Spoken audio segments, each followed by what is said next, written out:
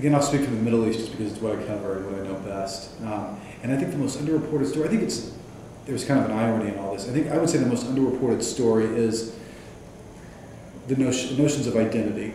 But I also think it's the most overreported story in some ways. And I think that's perhaps the irony in trying to understand what identity represents in the Middle East. I think these words like Sunni, Shiite, Kurd, for instance, are thrown out almost in every story. They're thrown out 10, 15 times in a story. But do we really understand what they represent? And I don't think we do. And I think what we're starting to see with this issue of identity, I think what's being underreported is how big of a change this represents in the Middle East over a generation. That politics that once used to revolve around a secular axis, for instance, a communist party that might have been able to have support that would have easily crossed ethnic or sectarian lines. This kind of secular notion of politics no longer exists. And what we've seen over the past 5 years, in part due to Iraq, in part due to U.S.